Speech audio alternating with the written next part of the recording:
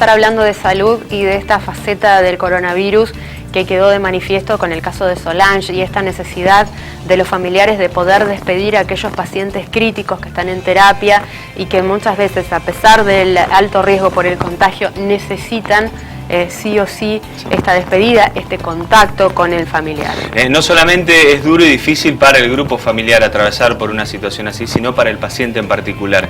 Le vamos a agradecer a quien está en contacto con nosotros vía Skype, que es el jefe de terapia del Hospital Mater Dei, el doctor Bernardo de Diego. Doctor, ¿cómo está? Buena mañana, bienvenido a Arriba Santa Fe.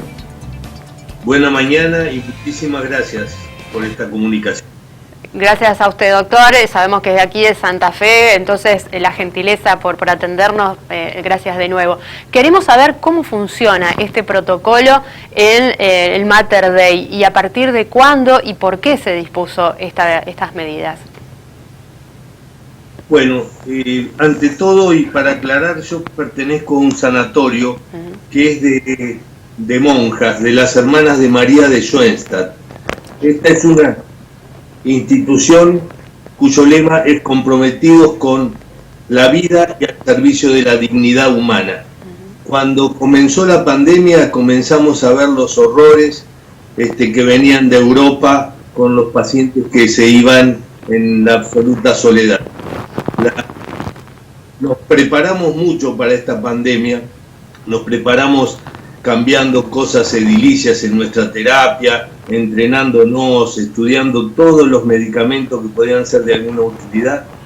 Y las hermanas nos observaron que habíamos no olvidado, pero pusieron el énfasis en la parte de contención a las familias y a los pacientes, y son las que propulsaron las reuniones para hacer este protocolo. Es así que, sí. No, ¿y este protocolo en qué consiste, doctor?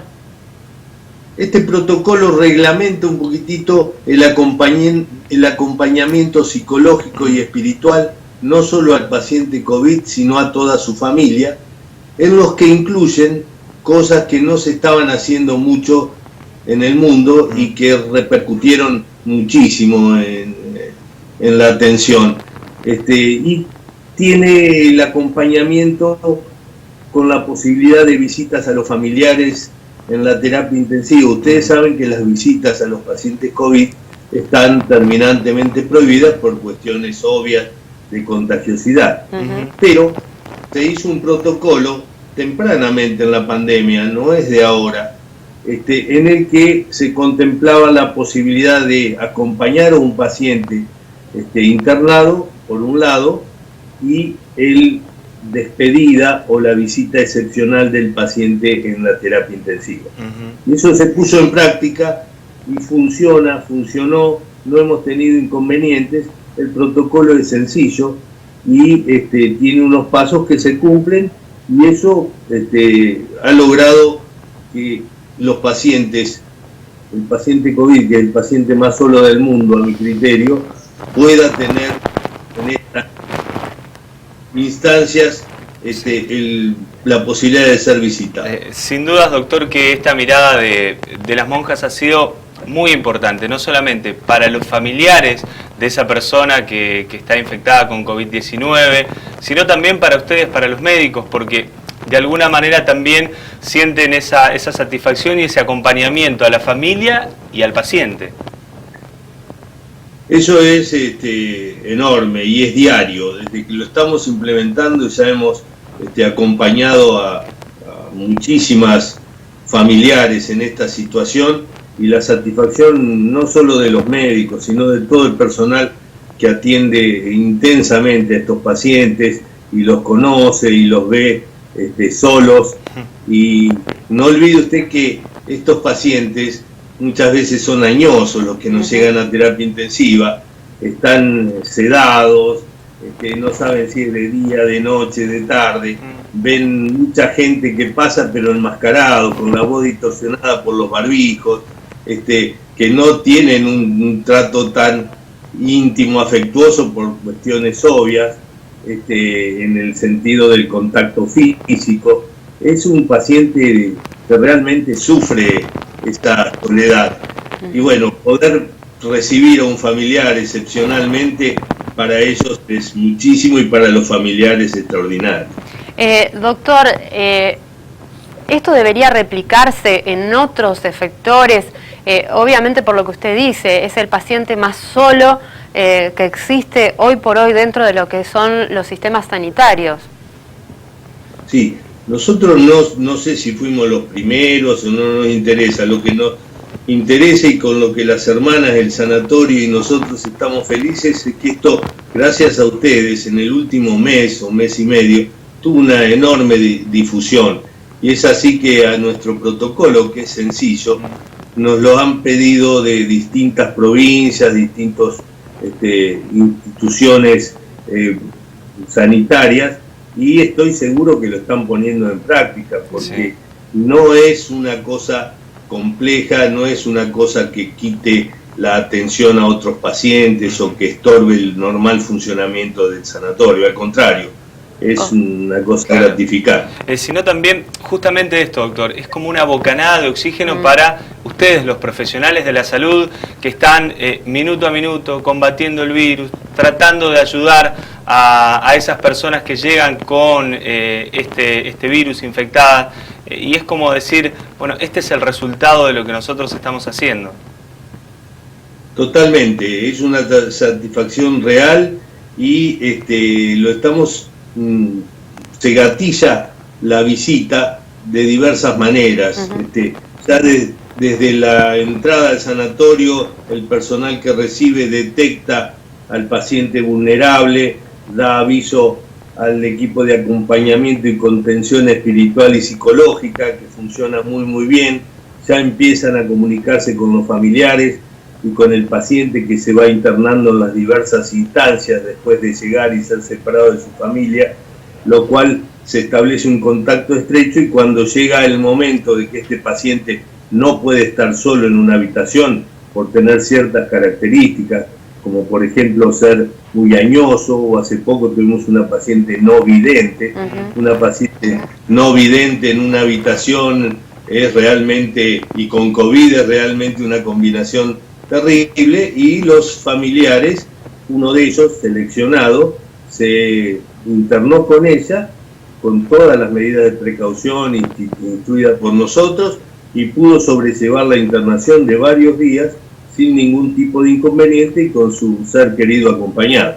Esto ocurre también con las embarazadas, con los niños. No hay ningún niño que no se interne con su madre o con su familiar, con los pacientes que tienen trastornos neurocognitivos y se desorientan o tienen cierto grado de demencia, y los pacientes muy frágiles que no pueden movilizarse o llamar a la enfermera por intermedio del timbre. Esos son acompañados, y eso es excepcional porque antes no se permitía. ¿Qué tipos de cuidados exactamente, doctor, tienen estos familiares a la hora de acompañar? Digamos, ¿qué medidas tienen que cumplir rigurosamente? Nosotros tenemos en la consulta telefónica que le mencioné antes, previa, una invitación a visitar a un paciente, por ejemplo, grave en terapia intensiva y quizás con posibilidades de fin de vida. Entonces, todos los familiares, sin ningún temor a contagiarse, nos han contestado favorablemente, que sí, aceptan encantados esa invitación. Y es así que les decimos cuáles son los requisitos del pariente que realiza esta visita. Debe tener entre 18 y 70 años. No debe tener las enfermedades comprometidas en los pacientes de riesgo. Claro. No debe estar embarazada. Tiene que tener cierta estabilidad psicológica para no desbordarse en un encuentro tan particular y distinto. Y bueno, teniendo estos requisitos, los citamos, tienen una entrevista con el equipo de acompañamiento y con el jefe del servicio, en este caso soy yo.